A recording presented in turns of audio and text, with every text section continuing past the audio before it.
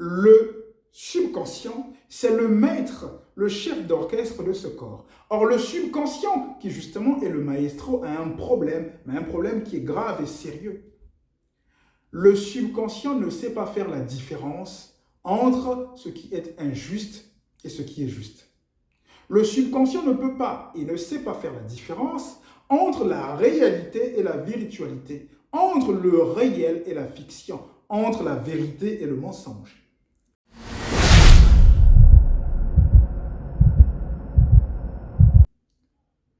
Montre-moi qui tu fréquentes et je te dirai qui tu es. Montre-moi qui tu fréquentes et je te dirai qui tu es. Je pense que nous connaissons tous cette phrase. Il est important, lorsqu'on a des objectifs de réussite, de choisir avec beaucoup de parcimonie son cercle d'influence. Si ton objectif c'est de réussir, tu es dans l'obligation de faire un tri, un ménage dans ton environnement. Parce qu'il y a une étude qui a démontré que l'on finit par ressembler à la moyenne des 5 personnes qui nous sont les plus proches. Je répète, il y a une étude qui a démontré qu'on finit par ressembler à la moyenne des 5 personnes qui nous sont les plus proches. Ainsi donc, si dans ton cercle d'influence, des gens qui sont proches de toi, il y a une personne qui ne fait que se plaindre, il y a une personne qui ne fait que blâmer les autres, c'est-à-dire que une personne qui n'assume jamais ses responsabilités. Il y a une autre qui ne fait que se justifier.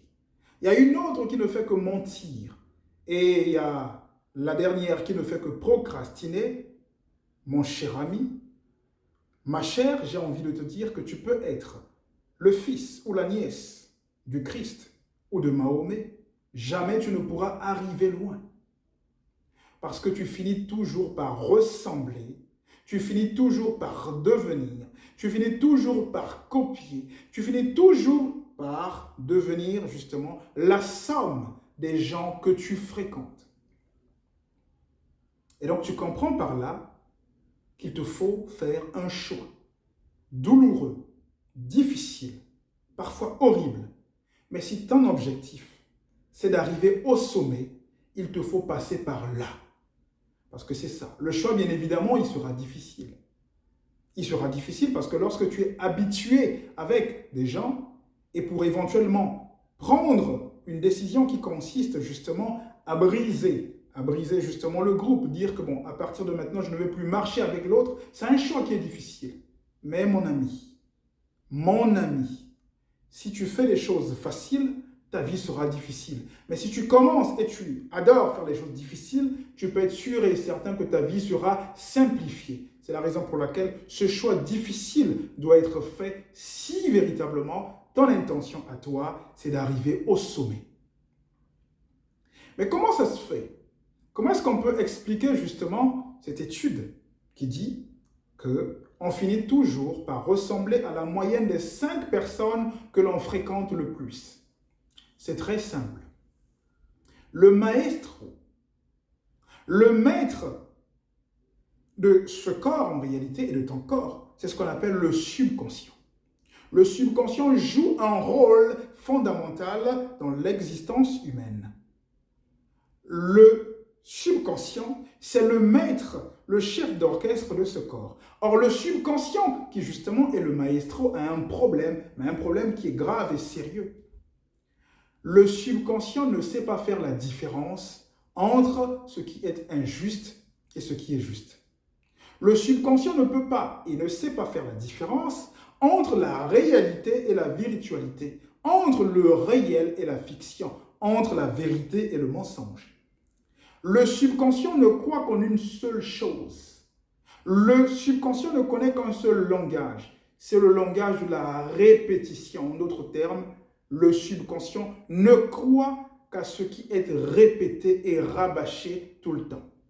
C'est d'ailleurs la raison pour laquelle un mensonge, lorsqu'il est répété inlassablement, finit par devenir une vérité. Non pas parce que le mensonge en lui contient de la lumière. Non pas parce que le mensonge en lui contient des bribes de vérité. Non pas parce que le mensonge en lui contient des étincelles de la vérité. Mais ce qui fait en sorte que ce mensonge devienne vérité, c'est la répétition. Parce que la répétition va conditionner le subconscient de la personne qui écoute et qui finira par s'identifier à ce mensonge. En d'autres termes, qui finira par croire à ce mensonge. Et donc la question que je m'en vais te poser maintenant, c'est de savoir, dans ton cercle d'influence, qu'est-ce qui se répète souvent?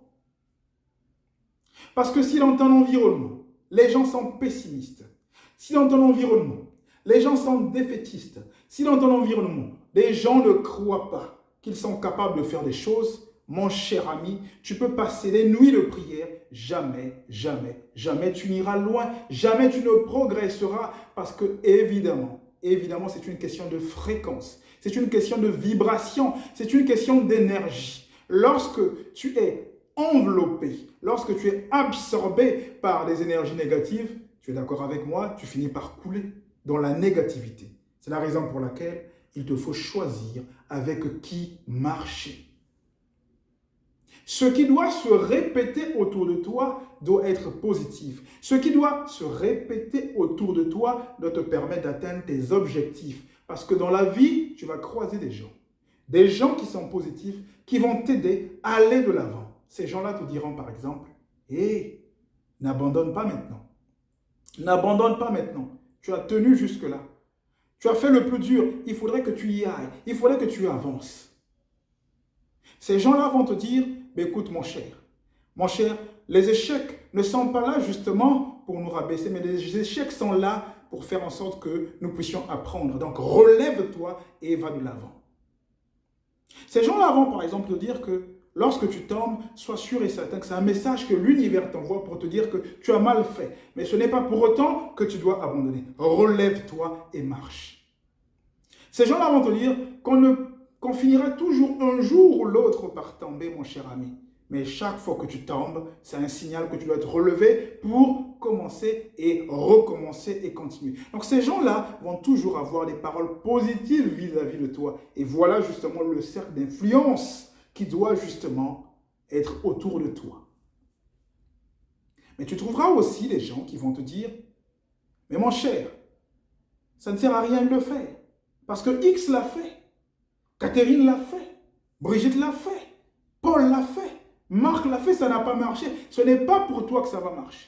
Attention à ce genre de personnes. C'est un message, c'est un signal que t'envoie l'univers pour te dire que, attention, il faut que tu fasses excessivement attention. Et si tu réalises que autour de toi, il n'y a que des gens justement qui sont pessimistes et défaitistes, si ton objectif à toi, c'est d'atteindre les sommets, eh bien, tu dois t'en séparer. Je suis désolé, parfois c'est aussi...